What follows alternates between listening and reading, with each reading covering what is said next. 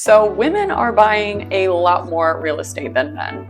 Like a lot. According to a study done by LendingTree, women own roughly 10.7 million homes in the US compared to men who own 8.1%. That's a 2.6 million home difference. And that number is continuing to rise. Let's dive into this and find out exactly why single women are purchasing more real estate than men.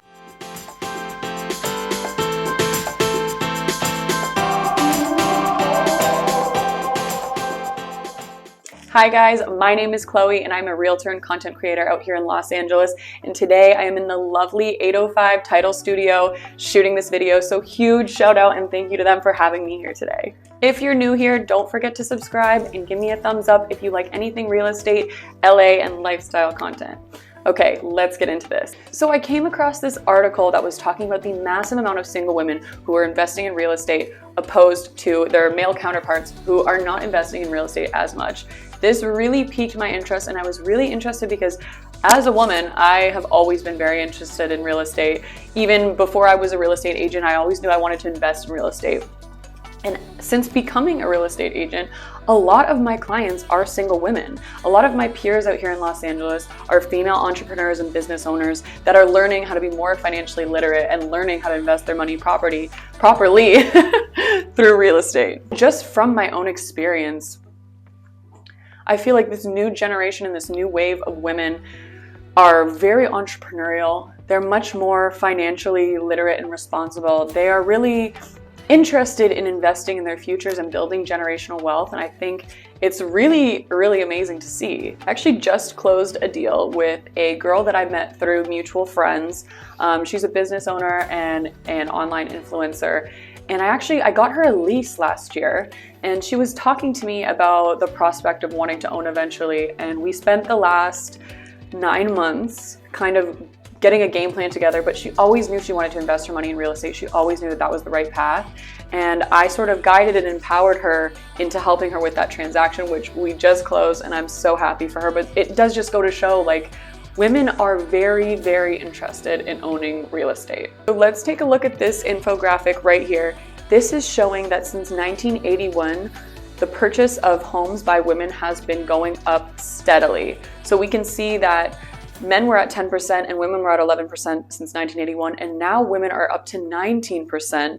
Males are still at 10. And now let's check out the top 4 reasons people are purchasing homes. So for single women buyers, 29% of women buyers desire to own their own home. The second reason is 16% desire to be closer to friends and family, 12% change in family situation, and 4% retirement. Okay, let's check out another article by CBS News. Single women own roughly 10.7 million homes compared to 8.1 million for single men, according to a recent analysis by LendingTree. That's a surprising statistic considering the financial hurdles women have faced historically. On average, for example, women still earn 83 cents for every dollar a man makes. Crazy. And the trend may have long-term financial implications for single Americans, given that home ownership is often the most effective method of building personal wealth. We already knew that. A typical homeowner who bought their home in 2011 accumulated $225,000 in housing wealth by 2021 on average. This is why investing in real estate is the best method for ensuring the growth of generational wealth. Okay, then I wanted to touch on this point too because I did find this super interesting. The headline is Role of a Degree. Hughes noted that more women today are college educated than men, which gives them more of an opportunity to buy a home on their own. I don't feel that that is accurate. I don't agree with that whatsoever. If anything, being college educated means that you have student loan debt, which is going to make you less able to buy a home. Women have more wherewithal now than, say, 20 years ago, even though the wage gap still exists. Okay. I mean, I don't necessarily believe that just because you're college educated means that you have more wherewithal, but to each their own. And on the topic of the role of the degree, I personally have seen way more entrepreneurial women who believe in investing in real estate that are not college educated. Honestly, like, most of my peers are business owners or business women, and they aren't necessarily have a degree.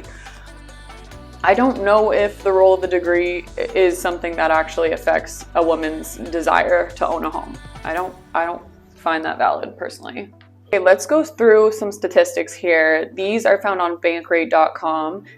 It says single women own and occupy 10.76 million homes in the US. We knew that. 12.9% of owner-occupied homes belong to single women. It wasn't until 1900 that all states allowed women to own property.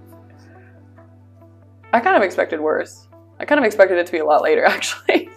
It wasn't until 1974 that women were able to apply and obtain mortgages in their own name without a male cosigner.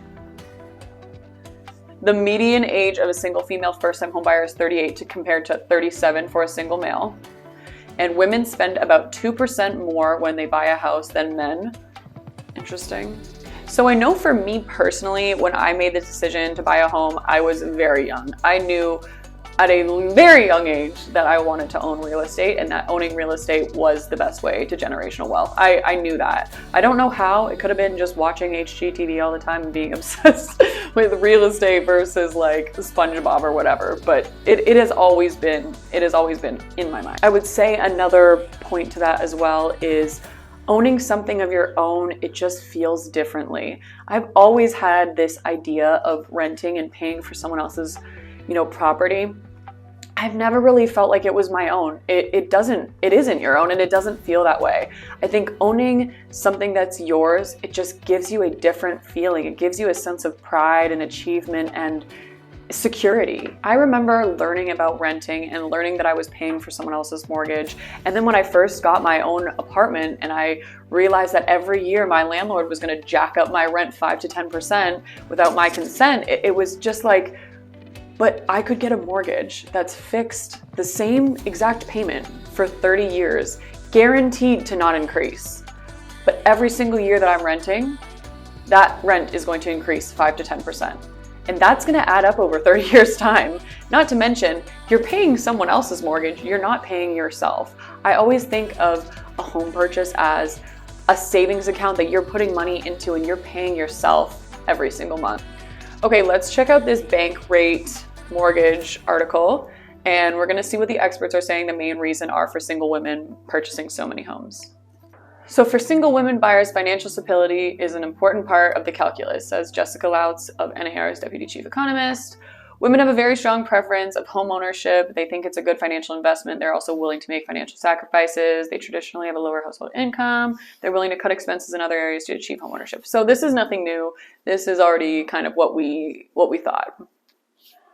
In something of a paradox, single women make less money on average than single men, but are more eager to buy homes. That could reflect the certainty and stability that go along with monthly mortgage payments, opposed to renting in an era where monthly rents have been rising sharply. Your girl. Knowing exactly what your payment's going to be for the next 30 years, especially if you're a single mom, could be incredibly important to women. Bingo. What do you guys think the driving force for women buying more homes than men is? Let me know in the comments. I would love to hear what you guys think about this. Okay, so now I want to switch gears a little bit and just talk about some advice I have for single women who have been considering entering the real estate market and considering buying their first home. So I would say, honestly, the first step is to get a really good idea of what your finances are looking like. Assess your debt, assess your savings, assess what your monthly expenses already are, and get a really good grasp of where you're at. Then I would say immediately after, as soon as you see this video, honestly, start strengthening your credit. If you need to hire a credit repair person, do that. They will help you. Credit is so important, and it's so much more important than I ever knew. So I would say get that credit score going. Pay off those credit cards. Make sure you don't have any collections on there and get that score as high as you possibly can. And then I would say the most important step is sitting down with someone you trust, whether that be a realtor, a loan officer, me, and figuring out a really good game plan for you, whether that is 6 months out or 6 years out. Planning that home buying process and learning about all the different programs that you could have access to, the down payment, all of that information, that's going to be really, really key for planning out your home buying game plan. If you would like to book a call with me to start discussing your real estate game plan, I will put my Calendly link in the description. You can book a call with me and we will start planning for you. There's so many amazing programs. There's down payment assistance that we have access to, which will allow you to pay 0% for your down payment. We have 3.5% down payments for first-time home buyers. We have 203K loans, which is a rehabilitation loan. We have loan programs for 1099 business owners. You name it, we got it. And yeah, that's all I got for you guys today. Thank you so much for watching. Don't forget to like and subscribe, and I will see you in the next video.